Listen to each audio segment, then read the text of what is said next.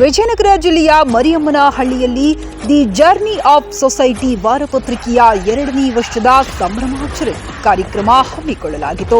ಕಾರ್ಯಕ್ರಮದಲ್ಲಿ ಮುಖ್ಯ ಅತಿಥಿಯಾಗಿ ವಿಜಯನಗರ ಜಿಲ್ಲಾ ಮಹಿಳಾ ಘಟಕ ಅಧ್ಯಕ್ಷೆ ಮತ್ತು ಅಮ್ಮ ಚಾರಿಟೇಬಲ್ ಟ್ರಸ್ಟ್ನ ಸಂಸ್ಥಾಪಕ ಅಧ್ಯಕ್ಷೆ ಸಾಹಿರಾ ಬಾನು ಅವರನ್ನು ಸಮಾಜದಲ್ಲಿ ನೀಡಿರುವ ಹಲವಾರು ಸೇವೆಗಳನ್ನು ಗುರುತಿಸಿ ರಾಜ್ಯ ಮಟ್ಟದ ಮದರ್ ತೆರೇಸಾ ಪ್ರಶಸ್ತಿಯನ್ನು ನೀಡುವ ಮೂಲಕ ಸನ್ಮಾನಿಸಿ ಗೌರವಿಸಲಾಯಿತು.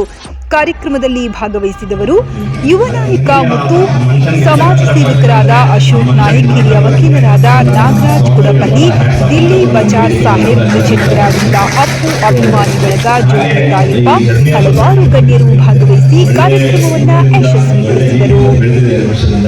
ಹಾಗೆ ಮುಂದೆ ಕೂಡ ಬರಲಿ. ಯಾಕಂದ್ರೆ ಪತ್ರಿಕತೆ ಏನಾಗಿದೆ ಅಂದ್ರೆ ಎಲ್ಲ ಡಿಜಿಟಲ್ ಪತ್ರಿಕೆಗಳು ಜಾಸ್ತಿ ಹೋಗ್ತಿದ್ದಾರೆ. ಎಲ್ಲ ಯೂಟ್ಯೂಬ್ ಇರ್ಬೋದು, ನಾವೇನು ಹಿರಿಯರೆಲ್ಲ ನೀವು ಜಾಸ್ತಿ ನಾವೇನು ಫೇಸ್ಬುಕ್, ಇನ್ಸ್ಟಾಗ್ರಾಮ್ ಮತ್ತೆ ವಾಟ್ಸಪ್ ಅಲ್ಲಿ ಜಾಸ್ತಿ ನ್ಯೂಸ್ ನೋಡ್ತಿದ್ವಿ. ಹಾಗೆ ಈ ಪತ್ರಿಕತೆ ಬಂದಾಗ ಯಾರು ನ್ಯೂಸ್ ಪೇಪರ್ ಎಲ್ಲ ಓದ್ತಾ ಇಲ್ಲ.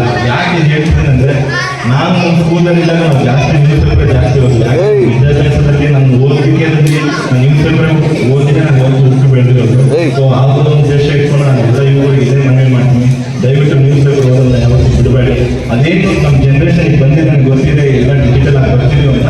ಅದರ ಜೊತೆಗೆ ನ್ಯೂಸ್ ಪೇಪರ್ ಕೂಡ ಓದಿ ಅಂತ ನಮ್ಮ ಕಡೆಯಿಂದ ಒಂದು ಮನವಿ ಇದೆ. ಆ ಒಂದು ಉದ್ದೇಶ ಇಟ್ಕೊಂಡು ಹೇಳ್ತಾ ಇದ್ದೀನಿ. ಸೊ ಮತ್ತಿನ್ನೊಂದು, ನಾವೇನು ಸಮಾಜ ಸೇವೆಗೆ ನಾವೇನು ಮಾಡ್ತಿದ್ವಿ ಅದು ಖಂಡಿತ ನಾನು ಯಾವತ್ತೂ ಮಾಡೇ ಮಾಡ್ತೀನಿ. ಯಾಕಂದ್ರೆ ನನ್ನ ಕರ್ತವ್ಯ ಮತ್ತು ನನ್ನ ಧರ್ಮ ಮತ್ತು ನಮ್ಮ ಮನೆಯಲ್ಲಿ ನಮ್ಮ ತಾಯಿ ಮತ್ತು ನನ್ನ ತಂದೆ ಹೇಳಿರೋ ಮಾತಿಗೆ ನಾನು ಯಾವತ್ತೂ ಶುರುವಾಗಿ ನಾನು ಯಾವತ್ತೂ ಕೆಲಸ ಮಾಡಿದ್ದೀನಿ.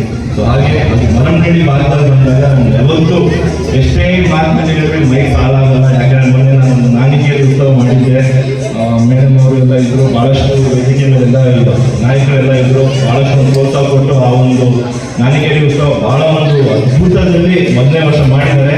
ಸೊ ಈ ವೇದಿಕೆ ಮೇಲೆ 2ನೇ ವರ್ಷ ಕೂಡ ಭಾಳ ಒಂದು ಉದ್ಘಾಟನೆ ಕೂಡ ಮಾಡ್ತೀನಿ ಅಂತ ಕೂಡ ನಾನು ವೇದಿಕೆ ಮೇಲೆ ಕೂಡ ಹೇಳೋಕ್ಕೆ ಇಷ್ಟಪಡ್ತೀನಿ. ಸೊ ಹಾಗೆ ಮುಂದೆ ಎಲ್ಲ ಜೀವಿಗಳು ಚೆನ್ನಾಗಿರಿ, ಚೆನ್ನಾಗಿ ಬೆಳೀರಿ. ನನ್ನ ಕಡೆಯಿಂದ ನಿಮಗೆ ಯಾವತ್ತಲ್ಲಿ ಏನೊಂದು ಸಹಾಯ ಬೇಕಂದ್ರೆ ವಿದ್ಯಾಭ್ಯಾಸದಲ್ಲಿರ್ಬೋದು, ಸ್ಪೋರ್ಟ್ಸಲ್ಲಿರ್ಬೋದು, ಈ ಥರ ಕಲ್ಚರಲ್ ಆ್ಯಕ್ಟಿವಿಟೀಸ್ ಇರ್ಬೋದು, ಭಾಳಷ್ಟು ಕಲಾವಿದರು ಆರ್ಟಿಸ್ಟರ ಭಾಳಷ್ಟು ಕುಂತಿದ್ರೆ ಭಾಳ ಖುಷಿ ಆಗ್ತಿದೆ. ಯಾಕಂದರೆ ನಾನು 15 ವರ್ಷ ಹಾಸ್ಟೆಲ್ದಲ್ಲಿ ಬೆಳೆದು ಮನೆಯಲ್ಲೇ ಇರ್ತಿಲ್ಲ.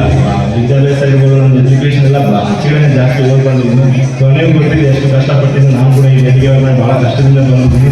ದಯವಿಟ್ಟು ನೀವು ಕೂಡ ಎಲ್ಲ ಮುಂದೆ ಬನ್ನಿ, ಪ್ರೋತ್ಸಾಹ ಮಾಡಿ. ಎಲ್ಲ ಯಾವಾಗಲೂ ಹಾಡೋದಕ್ಕೆ ಯಾವತ್ತೂ ಒಂದು ಮುಂದೆ ಯಾರಿಗೆ ಸಮಾಜ ಸೇವೆಯಲ್ಲಿ ಉತ್ತಮ ಸ್ಥಾನದಲ್ಲಿ ಬೆಳೆದಿರತಕ್ಕಂಥ ನಮ್ಮ ಅಶೋಕ್ ಸರ್ ಅವರಿಗೆ ಜೋರಾದ ಚಪ್ಪಾಳೆ.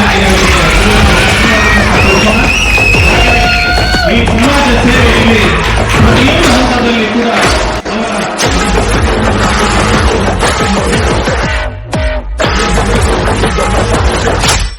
ನಿಜವಾಗ್ಲೂ ಸಂತೋಷವಾಯಿತು.